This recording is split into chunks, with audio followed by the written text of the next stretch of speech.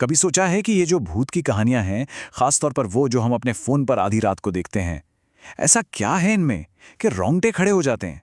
मतलब कमरे की लाइट जल रही होती है, फिर भी अंधेरे का डर लगने लगता है। तो आज चलिए इसी डिजिटल हिंदी हॉरर के दिल में उतरते हैं और समझते हैं ये डर आखिर बनाया कैसे जाता है। जरा इस लाइन पे गौर कीजिए, बस ये एक लाइन, ये ना एक नॉर्मल सी चीज को एकदम एबनॉर्मल बना देती है। देखिए, यहाँ खौफ इस बात का नहीं है कि कोई भूत है, डर इस बात का है कि जो हकीकत हम जानते हैं वो बिगड़ रही है। वो एहसास कि जिस दुनिया को हम अपना समझते थे वो अब वैसी नहीं रही। असली खौफ तो यहीं से शुरू होता है।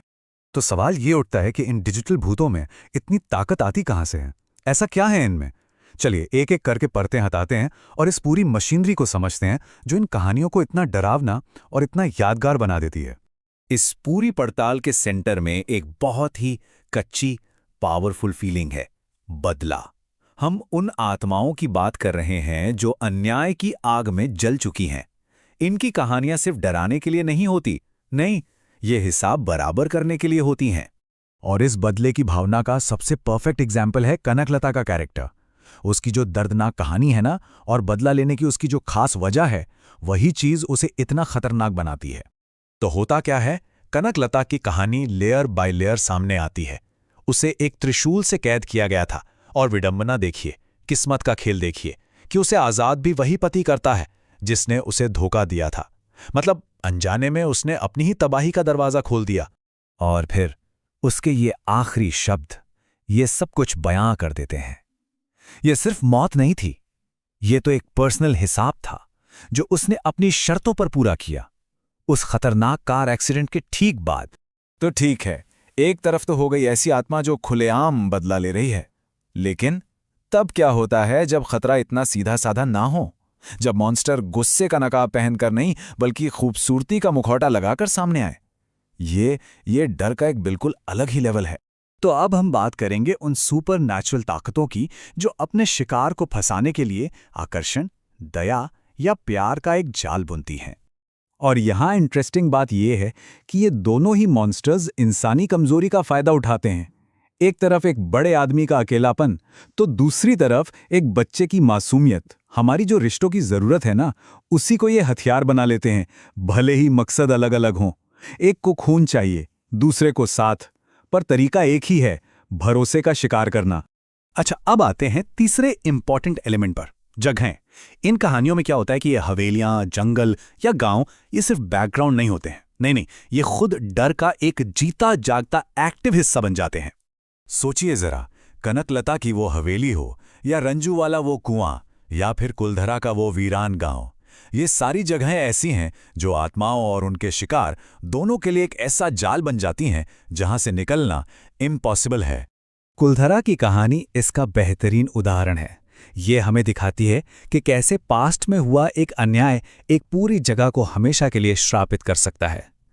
पालीवाल ब्राह्मणों ने अपना घर बार तो छोड़ दिया, लेकिन जाते जाते एक ऐसा श्राप दे गए जो उस जमीन को आज तक आबाद नहीं होने देता। और अब हम उस एलिमेंट पर आते हैं जो शायद इन सब में सबसे ज्यादा डिस्टर्बिंग है।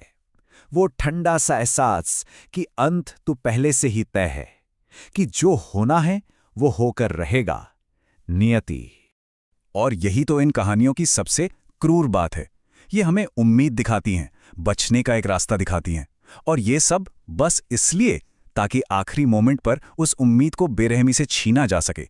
इससे जो निराशा होती है ना, उसका असर और भी गहरा होता है।